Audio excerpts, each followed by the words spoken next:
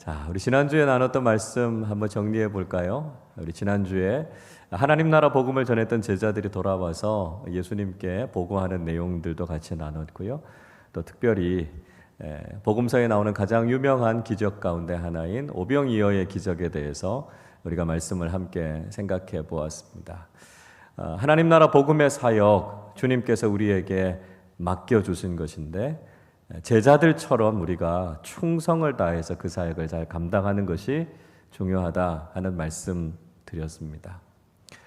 복음을 듣게 된 사람들, 하나님 나라에 대해서 알게 된 사람들은 주님 앞으로 나오게 된다 하는 말씀 드렸죠. 그래서 복음을 듣고 주님 앞으로 나오는 사람들을 우리가 예수님의 심정으로 영접하고 그들을 환영하고 축복하는 사람들이 되어야 한다 하는 말씀 함께 나누었습니다.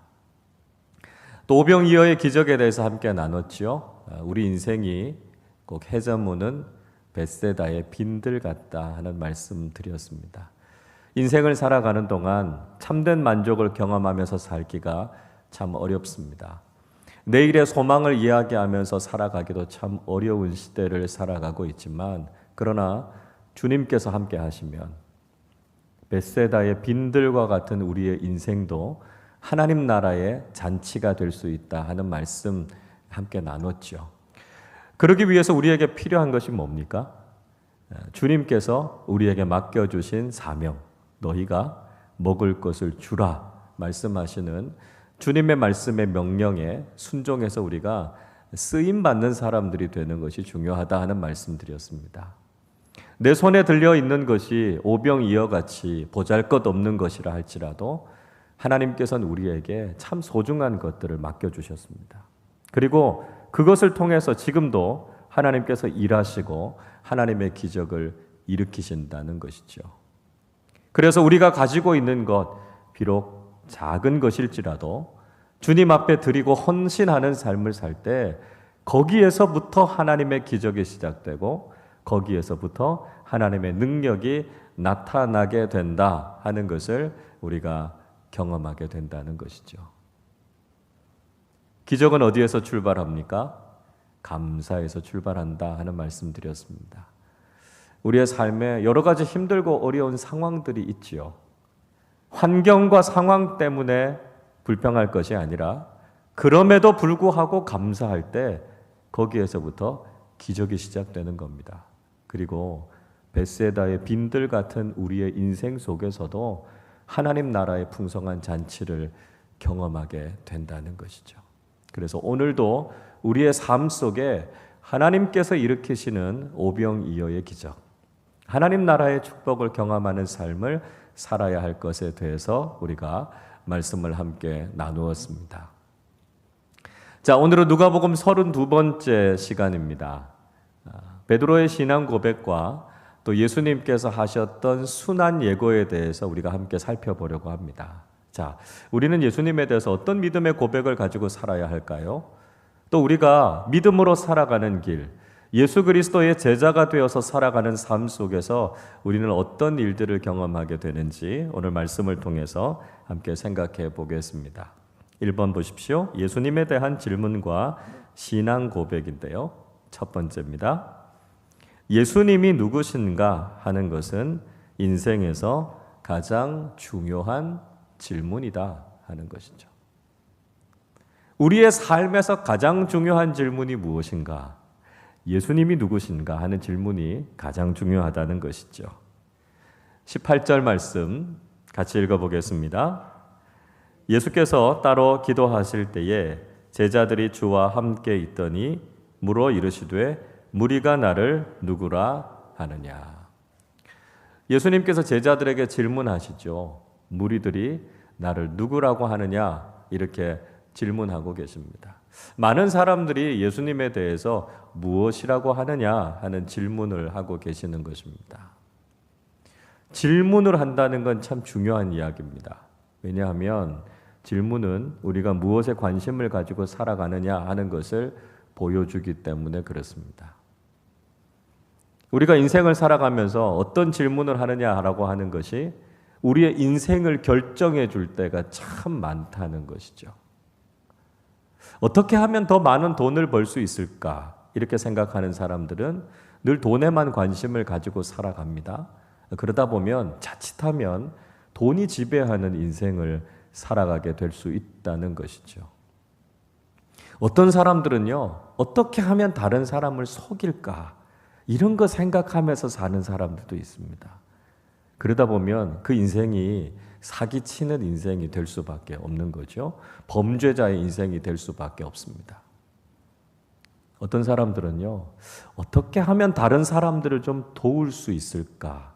그런 질문하면서 사시는 분들이 있습니다. 이런 분들은 사회사업가가 되거나 NGO 단체 같은 데서 일하게 될 가능성들이 많은 거죠. 우리가 무슨 질문을 하면서 인생을 살아가는가 하는 것이 우리의 인생을 결정하게 될 때가 참 많다는 것입니다. 여러분 한번 생각해 보십시오. 여러분은 어떤 질문 가지고 삶을 살아가고 계십니까? 어떤 질문, 또 무엇에 대한 관심을 가지고 나는 인생을 살아가고 있는가 스스로를 한번 이렇게 돌아보시기를 바랍니다. 우리가 절대로 놓치지 말아야 되는 질문이 있다면 예수님이 누구신가 하는 겁니다. 왜냐하면 예수님은 우리 인생에 가장 소중하시기 때문입니다. 예수님에 대해서 무관심하고 예수님에 대해서 아무런 질문을 가지고 있지 않다라고 하는 것은 우리 인생에 그 어떤 것도 없다는 것을 의미합니다. 왜냐하면 예수님이 우리의 인생에 가장 중요한 분이시기 때문입니다. 우리의 인생에 가장 중요한 문제를 해결해 주실 분이 예수님이시기 때문에 그렇습니다. 그래서 우리가 삶을 살아가는 동안 예수님에 대한 질문을 가지고 살아가는가? 예수님은 어떤 분이실까? 예수님은 나에게 어떤 분이실까? 우리가 이 질문, 이 관심을 가지고 살아가는 것이 우리의 인생에 있어서 가장 중요하다 하는 것을 우리가 잊지 말아야 한다는 것이죠. 2번입니다. 세상은 예수님에 대해서 정확한 지식을 가지고 있지 못하다 하는 것입니다. 세상은 예수님에 대해서 정확한 지식, 예수님이 누구시다라고 하는 것을 정확하게 알지 못한다는 거죠. 19절 말씀 같이 읽어보겠습니다. 대답하여 이르되 세례 요한이라 하고 더러는 엘리야라 더러는 옛 선지자 중에 한 사람이 살아났다 하나이다. 자, 무리들이 예수님에 대해서 어떻게 대답합니까? 우리가 앞에서도 살펴봤던 것처럼 무리들은 그렇게 이야기한다는 거죠. 예수님은 혹시 죽은 세례 요한이 다시 살아난 게 아닌가? 구약의 엘리야 선지자가 다시 온 것인가? 아니면 다른 선지자 중에 한 사람인가? 이렇게 이해하는 사람들이 있었다는 것입니다. 물론 예수님께서 그런 선지자적인 면모를 보여주신 게 사실이죠. 선지자들이 하셨던 것처럼 그런 말씀을 전했고 그런 놀라운 일들을 행했습니다. 그러니까 예수님을 보고 위대한 선지자다 이렇게 말하는 사람들이 있었다라고 하는 거죠. 그러나 예수님은 거기에 머무신 분이 아니시다라고 하는 것이죠. 그러니까 예수님이 누구이신가라고 하는 걸 정확하게 알아야 되는데 세상 사람들은 예수님이 누구이신가라고 하는 것을 잘 몰랐다는 것입니다. 과거에만 그런 게 아니죠. 지금도 마찬가지입니다. 지금도 사람들은 예수님이 누구신가 이게 잘 모릅니다. 그래서 4대 성인 중에 한 사람이다 이렇게 이야기하는 사람도 있고요. 위대한 스승이다, 위대한 철학자다 이렇게 이야기하는 사람들도 있고 존경할 만한 인물이다 이렇게 이야기합니다. 그러나 이것으로는 부족하다는 거죠.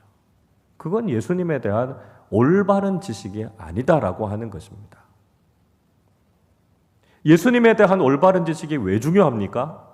이게 구원과 영생의 문제와 직결되기 때문에 중요하다라고 하는 것이죠. 요한복음 17장 3절이 이렇게 말씀하지요. 영생은 곧 유일하신 참 하나님과 그가 보내신 자 예수 그리스도를 아는 것이니이다 말씀하고 있습니다. 하나님을 아는 것, 그리고 하나님께서 보내신 예수 그리스도가 누구이신가라고 아는 것이 바로 영생과 직결된다는 거예요. 그래서 예수님을 아는 지식이 중요하다는 거죠.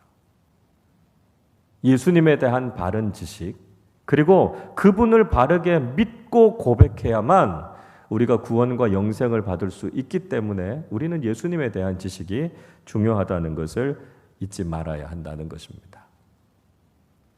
3번입니다. 우리는 예수님에 대한 개인적인 신앙 고백을 해야 한다는 것입니다. 우리에게 필요한 게 뭔가?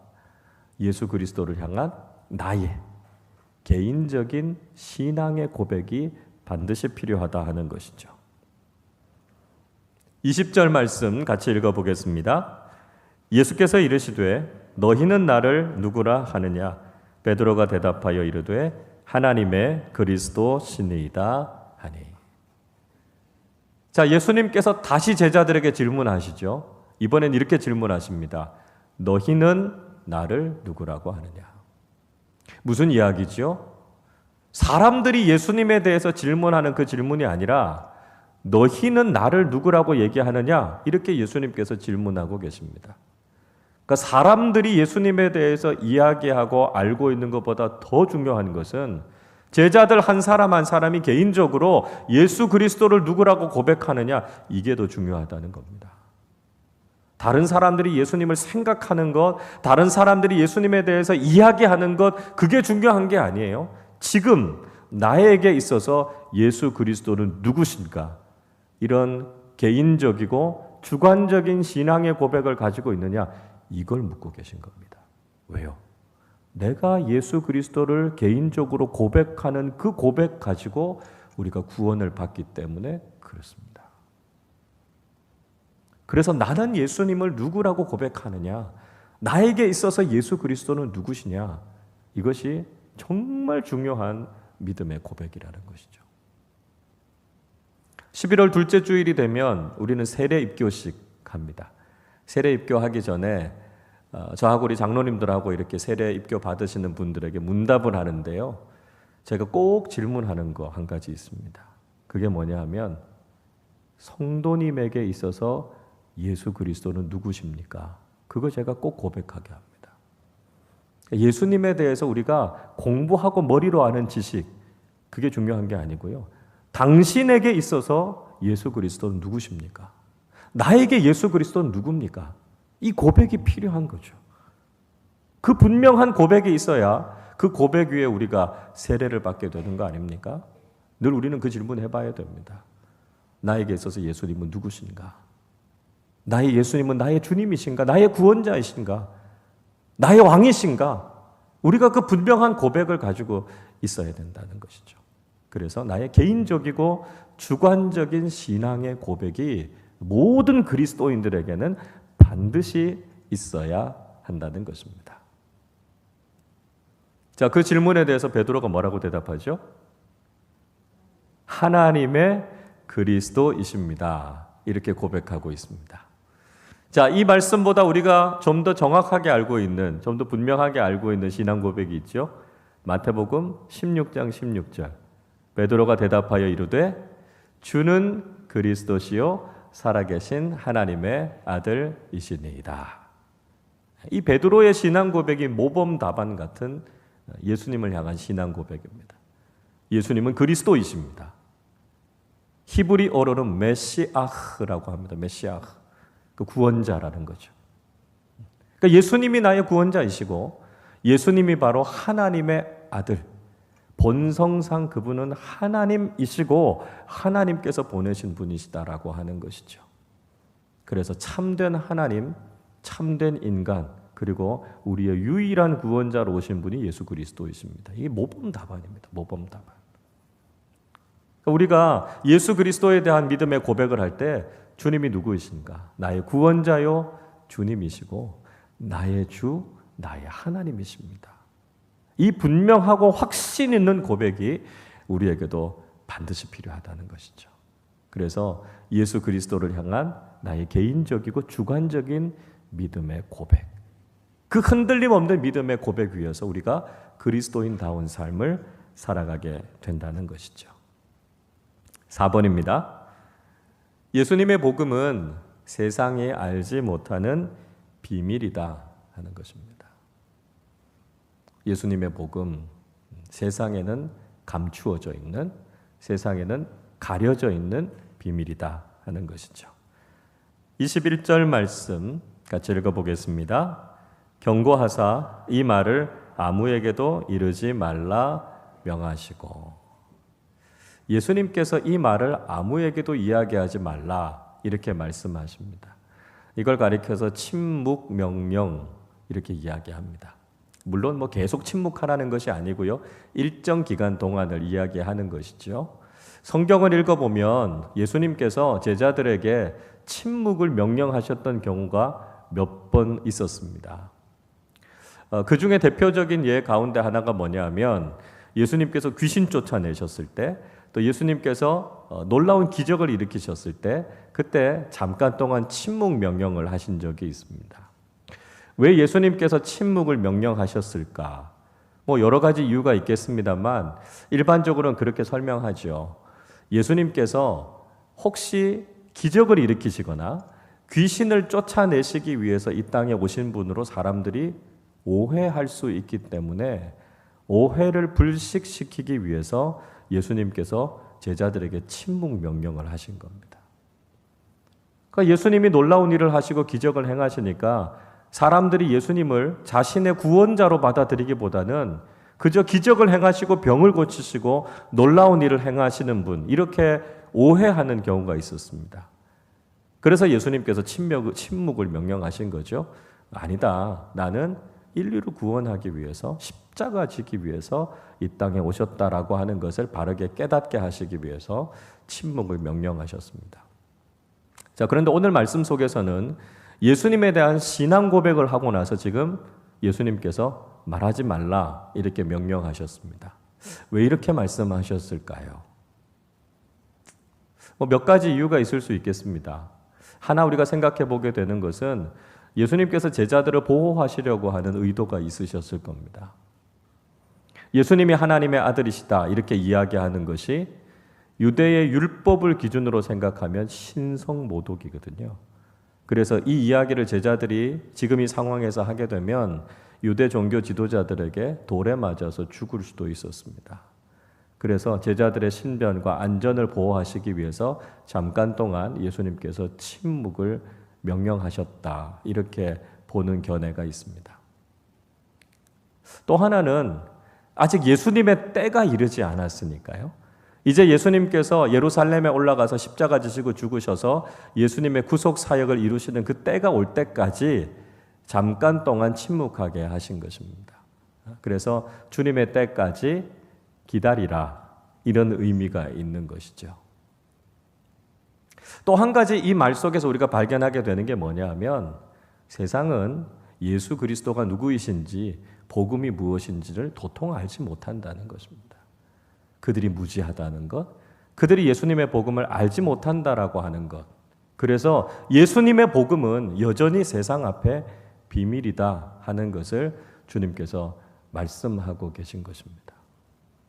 우리가 아무리 이 복음의 비밀을 사람들에게 알게 해주려고 해도요, 사람들은 이 복음을 잘 깨닫지 못합니다. 그래서 기독교 신앙을 가리켜서 신비다 이렇게 이야기하죠. 비밀이라는 이야기입니다. 예수 믿는 우리는 알고 깨닫고 있지만 믿지 않는 사람에게는 도무지 깨달아지지 않는, 드러나지 않는 비밀로 존재하는 것이 바로 예수님의 복음이다라고 하는 것이죠.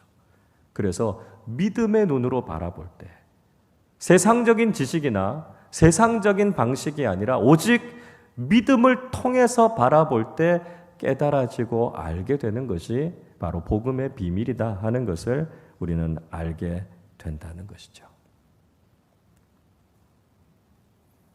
자, 베드로가 이렇게 신앙 고백을 하고 난 이후에 예수님께서 아주 중요한 한 가지 사실을 이야기하십니다. 그게 뭐냐면 이제 예수님께서 예루살렘에 올라가셔서 고난당하실 것이다 라고 하는 순환 예고입니다. 예수님께서 이 순환 예고를 하시면서 이제 예수님을 따르는 제자들은 어떤 삶을 살아야 될 것인가를 말씀하시죠. 한번 살펴보겠습니다. 1번입니다. 예수님께서는 십자가와 부활을 예고하셨다 하는 것입니다. 예수님께서 이제 십자가를 지시고 죽으실 것뿐만 아니라 부활하실 것을 제자들에게 미리 알려주셨습니다. 예고하셨다 하는 거죠. 22절 말씀 같이 읽어보겠습니다.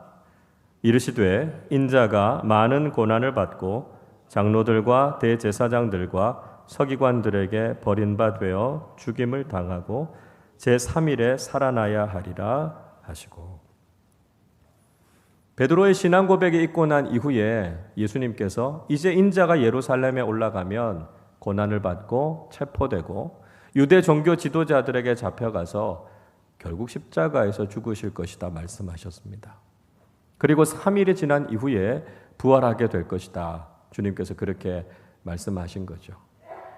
자, 이것이 의미하고 있는 것이 무엇이겠습니까? 우리가 믿음의 삶을 살아갈 때 주님처럼 고난을 당할 수 있다는 것입니다. 베드로가 신앙 고백을 하고 난 바로 그 이후에 지금 예수님께서 십자가 고난에 대해서 예고하셨습니다. 그러니까 우리도요, 예수 그리스도를 향한 믿음의 고백을 하고 믿음의 길을 걸어갈 때 이런 고난이 있을 수 있다는 거예요. 그러니까 예수님께서 이걸 우리에게 말씀해 주신 겁니다. 예수 잘 믿고 주님을 섬기는 믿음의 삶을 살아갈 때 우리가 세상에서 더 편안해지는 게 아니고요, 세상에서 높아지는 것이 아니라는 것입니다. 우리가 주님을 믿고 살아가려고 하면 십자가와 같은 고난이 따라올 수 있다는 것입니다. 그래도 이 믿음의 길을 걸어가겠느냐? 주님께서 그렇게 말씀하고 계신 거죠. 예수님께서 이미 우리에게 말씀하셨습니다. 믿음의 길을 걸어가는 것이 고난의 길이다 말씀하셨습니다. 만약에 우리가 그 길을 원하지 않는다면 우리는 예수님의 제자가 되는 길을 걸어갈 필요가 없죠. 그런데 이미 주님께서 말씀하셨지만 우리가 믿음으로 순종하면서 그 길을 걸어가는 것입니다. 그래서 때로는 고난이 있고 어려움이 있더라도 우리가 불평하고 원망하지 않아야 되죠. 네, 알고 걸어가는 겁니다. 원하지 않으면 우리가 이 길을 걸어갈 이유가 없습니다. 우리는 지금 이 길이 힘들고 어려운 길인 것을 알고도 그 길을 걸어가는 것입니다. 우리가 걸어가는 믿음의 길이 바로 이런 길이다라고 하는 것을 우리가 분명히 알고 순종함으로 이 길을 걸어가는 것이죠. 여러분, 그러나 중요한 게 있습니다. 거기에서 끝나는 게 아니라는 것이죠. 믿음으로 걸어가는 길은 고난만 있고 십자가만 있는 것이 아니라는 것입니다. 우리가 끝까지 믿음의 길을 걸어가고 십자가를 지는 삶을 끝까지 감당하며 걸어갈 때 우리의 결국은, 우리의 결론은 부활의 영광에 들어가게 된다는 거죠. 오늘은 우리가 고난의 길을 경험할 수 있습니다. 그 길을 걸어갈 수 있습니다. 그러나 끝까지 믿음으로 인내하는 모든 사람들에게 예수님께서는 부활을 약속하셨습니다. 우리는 고난을 보고 걷는 사람들이 아니고요, 부활과 영광을 보면서 걷는 사람들입니다. 그래서 우리 앞에 놓여 있는 길이 무엇인가? 예수님께서는 이미 예고편으로 우리에게 다 말씀해 주셨습니다. 믿음의 삶을 살아가는 동안 분명히 고난이 있을 거라고요. 힘들고 어려운 일들이 있을 거라고요. 세상에서 조롱당하고 때로는 공격당하는 일들이 있을 거라고요. 그러나 믿음을 끝까지 지키고 걸어갈 때 우리의 결론은 승리인 줄로 믿습니다. 부활과 하나님 나라의 영원한 생명, 그 길을 우리가 걸어가고 있다는 것을 기억하고 우리의 믿음의 길을 분명히 알고 그 길을 걸어가실 수 있기를 바랍니다. 두 번째입니다. 예수님의 제자는 자기를 부인하고 자기 십자가를 지고 따라야 한다는 것입니다. 자, 예수님의 제자들, 예수님을 어떻게 따르는 사람입니까? 자기를 부인하고 자기 십자가를 지고 따라야 한다는 것이죠. 23절 말씀 같이 읽습니다. 또 무리에게 이르시되 아무든지 나를 따라오려거든 자기를 부인하고 날마다 제 십자가를 지고 나를 따를 것이니라. 예수님을 따르고자 하는 사람들에게 있어야 되는 가장 첫 번째 모습이 무엇입니까? 자기 부인입니다. 자기 부인. 예수님의 제자가 되기 위한 가장 중요한 모습은 나를 드러내는 게 아니라는 거죠. 내가 영광을 받고 내가 인정을 받으려고 하는 모습이 아니라는 것입니다. 우리 안에 있는 죄성이 무엇입니까? 이게 자기중심성이거든요. 자기사랑이거든요. 이게 죄성이라는 거죠. 그래서 이걸 우리가 극복하고 우리가 가장 먼저 주님을 따르기 위해서 해야 될 것은 뭐냐면 나를 부인하는 거예요. 주님, 저는 죄인입니다. 저는 어쩔 수 없는 존재입니다. 주님이 저를 다스려 주십시오. 이 자기 부인의 과정이 있어야 우리가 예수님의 제자가 될 수 있습니다. 예수님의 제자가 되는데 정말 걸림돌이 되는 이유가 뭐냐면 자꾸 내가 살기 때문입니다. 내가 인정을 받아야 되고요. 내가 중심이 돼야 되고요. 내가 하는 이야기를 다른 사람들이 따라와야 되고요. 이렇게 되면 예수님의 제자가 되는 길을 걸어갈 수 없다는 겁니다. 예수님의 제자가 되기 위해서는 나를 버리는 겁니다. 자기 부인, 자기 중심성을 벗어나야만 우리가 예수님의 제자가 될 수 있다는 것이죠. 사도 바울 한번 생각해 보십시오. 사도 바울은요, 자기 부인이 정말 잘된 사람이었습니다. 디모데전서 1장 15절에서 이렇게 말씀합니다. 믿보다 모든 사람이 받을 만한 이 말이요 그리스도 예수께서 죄인을 구원하시려고 세상에 임하셨다 하였도다. 죄인 중에 내가 괴순이라. 이런 얘기하기 쉽지 않죠. 예수님이 모든 사람을 구원하시기 위해서 이 땅에 오셨는데 그 죄인들 중에 제일 괴수가 누구라고요? 자기라고요. 이렇게 자기 자신을 부인하기 쉽지 않습니다.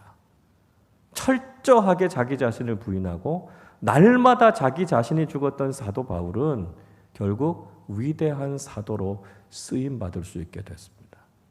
우리가 어떻게 주님의 제자 될 수 있습니까? 자기 부인이 돼야 됩니다. 나는 죽고 내 안에 예수 그리스도가 살 때 우리가 예수님의 제자가 될 수 있다는 것이죠. 그리고 예수님의 제자 어떻게 해야 됩니까? 자기 십자가를 지고 예수님을 따라야 한다 이야기하고 있습니다. 예수님의 제자는 자기 몫의 십자가를 지는 사람입니다. 그리고 예수님만 따르고 섬기는 사람이 돼야 한다는 것이죠. 자기 십자가 안 지고는 주님 따를 수 없습니다. 편안하게 주님 따를 수 없어요. 그래서 자기 몫의 십자가는 내가 기꺼이 감당해야 되는데 자꾸 이제 십자가를 피하고 싶은 거죠. 십자가 안 지고 주님 따를 수 있는 방법은 없나? 우리가 자꾸 그렇게 생각하기 때문에 주님의 제자가 될 수 없는 것이죠. 우리가 예수님을 믿으면서 복을 받기는 원해요. 우리가 권리는 주장합니다. 그러나 우리가 마땅히 해야 할 의무와 책임을 잘 감당하고 있는가? 우리 자신을 돌아보아야 된다는 거죠. 우리가 작은 의무, 작은 책임의 십자가도 짊어지지 못한다면 우리가 어떻게 주님을 따를 수 있겠습니까? 우리가 그리스도인으로서 마땅히 해야 할 일들을 하지 못하면서 우리가 주님을 따를 수는 없는 거죠. 그래서 주님께서 내 몫의 십자가를 지워주셨습니다. 그러면 우리가요 묵묵하게 그 십자가 짊어지고 가야 주님의 제자가 될 수 있죠. 그리고 우리가 바라보고 따라가는 분은 예수 그리스도십니다. 세상 바라보고 세상을 따라가면 우리는 세속적인 제자가 될 수밖에 없죠. 세속적인 사람이 될 수밖에 없습니다. 그러나 주님이 어디로 가시나? 주님이 누구를 바라보고 계시나? 주님이 어디에 관심이 있나? 우리가 늘 시선을 주님께 고정하고 주님을 따라가는 사람들이 되어야 주님의 제자가 될 수 있다는 것이죠. 자기를 부인하고 자기 십자가를 지고 주님만을 따라가는 예수님의 제자들이 되실 수 있기를 바랍니다. 3번입니다. 예수님의 제자는 세상의 생명을 넘어서 영원한 생명을 추구한다는 것입니다. 예수님의 제자들, 세상 생명을 넘어서 영원한 생명, 영생을 구하면서 사는 사람이다 하는 것이죠. 24절 같이 읽습니다. 누구든지 제 목숨을 구원하고자 하면 잃을 것이요 누구든지 나를 위하여 제 목숨을 잃으면 구원하리라.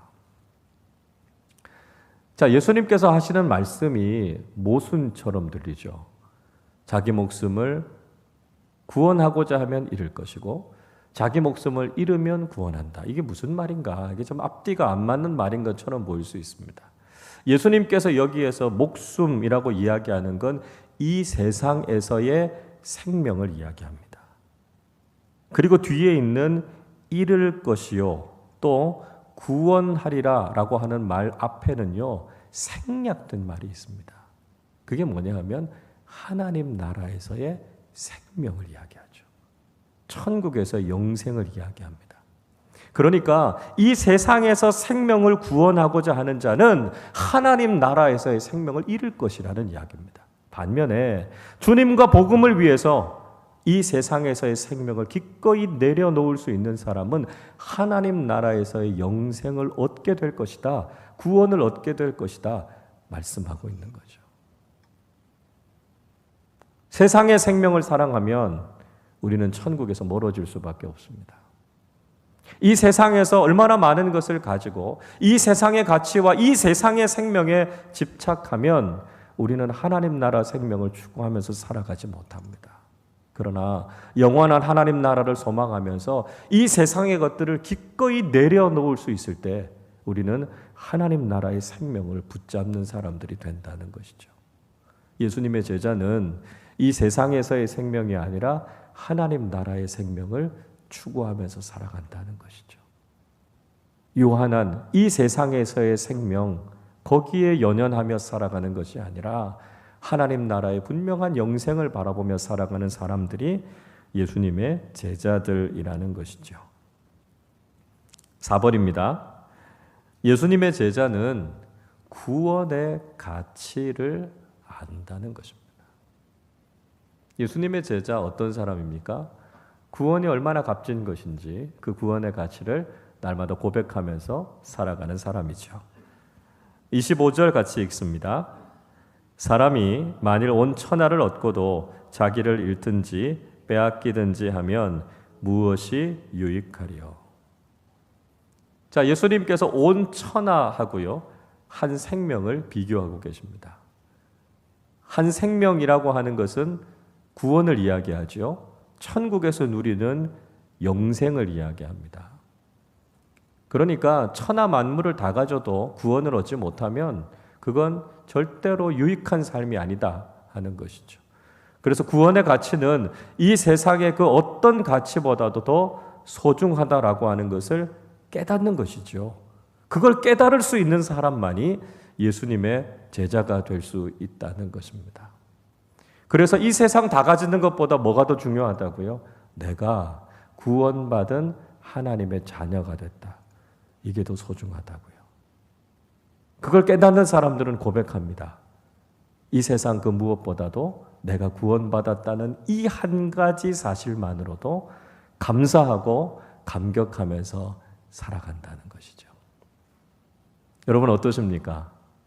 세상에 그 무엇이 나에게 없어도 내가 구원받았다는 이 한 가지 사실만으로 감사하고 만족하면서 살아가고 계십니까? 대답이 없으시네요. 그건 아닙니까? 어떠세요? 아멘이세요? 아멘이죠.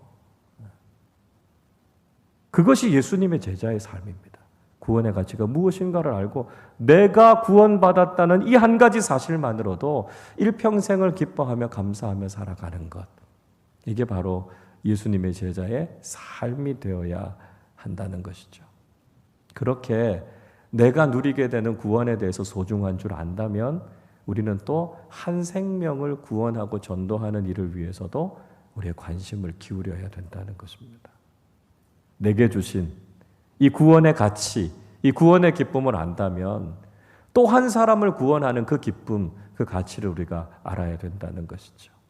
그래서 주님께서 우리에게 주신 것을 가지고 한 생명을 살리기 위해서 우리가 기꺼이 헌신하는 삶을 살아야 한다는 것입니다.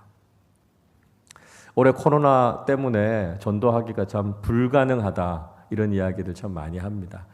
감사하는 것은요, 우리 교회가 올해 새롭게 전도부를 다시 조직하고 우리가 어떻게 전도 사역을 할 수 있을까 기도하고 고민하는 과정에서 코로나를 만났습니다. 그래서 그 전도를 정말 할 수 있을까? 그런데 지금 우리 전도팀에서 뷰티풀 박스 전도를 준비하고 있습니다. 전도팀이 좀 모여서 우리가 이 복음 상자예요. 거기다가 전도지도 넣고 선물도 넣고 복음의 메시지도 넣고 그렇게 해서 정말 소중한 사람들에게 같이 전하려고 합니다. 그래서 교회가 그 일을 다 준비하지 않고요. 우리 전도 대상자를 위해서 기도하고 계신 우리 교우들이 같이 동참해서 이 뷰티풀 박스를 전하면서 전도하려고 합니다. 아마 비대면 전도에 참 좋은 방법이 되지 않겠나. 지금 이 시대에 꼭 필요한 전도가 아니겠나 하는 생각이 듭니다.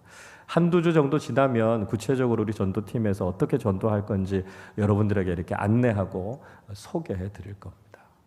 그래서 나를 구원해 주신 주님의 그 은혜를 우리가 다시 한번 기억하면서 우리도 한 생명 살리는 이 소중한 일에 우리가 함께 동참하고 함께 기뻐하는 우리 모두가 되실 수 있기를 바랍니다. 5번입니다. 예수님의 제자는 세상의 평가보다 하나님의 평가를 중요시 한다는 것입니다. 세상의 평가, 사람들의 시선, 이것보다 더 중요한 건 하나님의 평가, 하나님의 인정, 하나님의 칭찬, 이게 더 중요하다는 거죠. 26절 같이 읽어보겠습니다.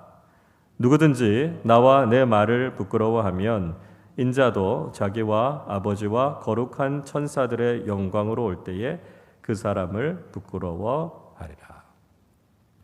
예수님께서 누구든지 예수님과 예수님의 말씀을 부끄러워하면 예수님께서 영광 중에 다시 오실 때 하나님 앞에서 그 사람을 부끄러워할 것이다. 이렇게 이야기하고 있습니다. 우리는 예수님을 믿고 예수 그리스도의 복음을 믿고 살아가는 것이 우리에게 자랑이 돼야 된다는 거죠. 우리가 그리스도인임을 감추어서도 안 되고요. 예수 그리스도의 복음을 부끄럽게 여겨서도 안 된다는 것이죠. 그러니까 때로는 우리가 그리스도인이라는 사실을 감추고 살아가는 사람들도 있습니다. 요즘 보니까요, 우리 자녀들 또 젊은 세대들이 교회 다닌다 이렇게 이야기하기가 좀 부끄럽습니다. 이런 이야기를 하시는 분들이 있습니다. 물론 우리가 참 교회다운 모습, 그리스도인다운 모습, 본을 보이지 못했던 부분들이 있었던 것은 우리가 회개할 부분이 있다고 저는 분명히 생각합니다. 그러나 중요한 것은 그 어떤 상황이라 할지라도 우리가 예수님과 복음을 부끄러워하는 사람이 되어서는 안 된다는 거죠. 예수님은 우리의 자랑이고요. 복음은 우리의 인생의 가장 소중한 가치이기 때문에 그렇습니다. 로마서 1장 16절이 말씀하지요. 내가 복음을 부끄러워하지 아니하노니 이 복음은 모든 믿는 자에게 구원을 주시는 하나님의 능력이 됨이라. 먼저는 유대인에게요. 그리고 헬라인에게로다 말씀하고 있습니다. 바울이 강조합니다. 복음을 나는 부끄러워하지 않는다. 왜요? 복음은 우리의 능력이고 우리의 구원이기 때문입니다. 세상 사람들의 평가, 세상 사람들의 시선에 좌우되는 것이 아니라 난 하나님 앞에서 살아가는 사람이죠. 그렇다면 복음은 그 무엇보다도 무한한 영광이고 자랑임을 우리가 고백하는 것이죠. 내가 그리스도인임을 자랑하는 것. 복음이 능력이고 우리를 구원해 주시는 하나님의 축복임을 우리가 늘 당당히 선포하면서 살아가는 삶을 살 때 우리가 진정한 예수 그리스도의 제자로서 살아갈 수 있게 된다는 것이죠. 6번입니다. 예수님의 제자는 현재적인 하나님 나라를 보는 사람이다 하는 거죠. 예수님의 제자는 현재적으로 임하는 하나님 나라를 보는 사람이다 말씀하고 있습니다. 27절 말씀 같이 읽어보겠습니다. 내가 참으로 너희에게 이르노니 여기 서 있는 사람 중에 죽기 전에 하나님의 나라를 볼 자들도 있느니라. 자, 예수님께서 무슨 말씀하셨는가 하면 지금 예수님의 말씀을 듣고 있는 사람들이 있지 않습니까? 이 사람들 중에 죽기 전에 하나님 나라가 임하는 것을 볼 사람들이 있을 것이다. 이렇게 말씀하셨습니다. 자, 그런데 이후에요. 예수님의 이 말씀이 상당히 사람들을 혼란스럽게 했습니다. 왜냐하면 하나님의 나라를 본다라고 하는 것을 예수님께서 재림하신다는 것과 다 연결시켜서 생각했거든요. 그러니까 그 자리에 있는 사람들이 죽기 전에 한 세대가 가기 전에 대략 한 30년 이내로 예수님께서 재림하신다는 말씀이다. 이 말씀을 그렇게 해석했던 것입니다. 그런데 정작 예수님의 재림은 지연이 됐죠. 지금까지 2000년이 넘게 예수님께서 아직 재림하지 않으셨습니다. 그러다 보니까 사람들이 혹시 예수님의 재림 자체가 없는 것이 아닌가, 예수님의 재림 자체에 대해서 의문을 갖게 되는 그런 문구가 됐다라고 하는 것이죠. 그러나 이 구절은 예수님께서 단지 재림에 대한 이야기를 하시는 이야기가 아닙니다. 예수님께서 이 말씀을 하고 계시는 중요한 이유는 무엇인가 하면 죽기 전에 하나님 나라가 임하는 것을 본다라고 하는 것은 현재적으로 임하는 하나님 나라를 경험한다는 것이죠. 우리가 하나님 나라에 대한 말씀을 제가 계속해서 설교하고 있습니다. 예수님께서 이 땅에 오심을 통해서 이미 하나님 나라는 시작이 된 겁니다. 부분적이지만 예수님과 함께 이 땅을 살았던 사람들이 하나님 나라를 경험하게 된 것이죠. 그래서 예수 그리스도를 개인의 주님으로 영접하고 우리의 삶의 자리에 예수님을 모시고 살아가는 사람들은 이 땅에서도 하나님 나라를 경험하게 된다는 것을 말씀하고 계시는 것입니다. 그러니까 현재적으로 임하는, 현재적으로 경험되는 하나님 나라를 볼 사람들이 있을 것이다 말씀하고 있는 거죠. 누가요? 예수님을 주님으로 믿고 내 삶의 주인으로 모시고 살아가는 사람들은 지금 이 세상 속에서도 부분적이지만 하나님 나라를 경험하게 되는 거죠. 그리고 장차 완성될 그 하나님 나라를 소망하면서 살아가는 하나님 나라 백성들이 되어야 한다는 것을 이야기하고 있습니다. 그래서 이 땅을 살아가지만 우리의 소속은 하나님 나라이고요. 우리가 이 세상 슬픔과 걱정을 안고 살아가지만 그러나 주님과 함께 살아가는 삶 속에서 현재적으로 임하게 되는 하나님 나라를 경험하게 될 것이다 하는 것을 주님께서 말씀하고 있습니다. 예수님의 제자들, 바로 우리가 발딛고 살아가는 이 세상 속에서 하나님 나라를 현재적으로 경험하는 축복을 누리게 될 것을 주님께서 말씀하고 계십니다. 오늘 말씀을 우리가 한번 정리해 보죠. 우리가 예수 그리스도가 누구이신가라고 하는 분명한 관심, 또 올바른 질문을 가지고 우리의 인생을 살아갈 때 우리는 바른 믿음을 가지고 이 세상을 살아가게 됩니다. 베드로와 같이 주님을 향한 바른 믿음의 고백을 가지고 살아가실 수 있기를 바랍니다. 예수님의 제자가 되는 길, 예수님을 믿고 살아가는 삶이 때로는 고난과 어려움이 있다 할지라도 우리는 그 십자가를 넘어 부활의 영광을 바라보고 묵묵하게 자신의 십자가를 지고 주님을 따르는 제자들이 되어야 한다는 것이죠. 우리가 이 땅 속에서도 다시 한번 주님의 제자다운 삶을 살아서 오늘 우리의 삶 속에서 임하시는 하나님의 나라를 경험하고 주님의 제자답게 끝까지 믿음의 길을 걸어가는 우리 모두가 되시기를 주님의 이름으로 축원합니다. 기도하겠습니다.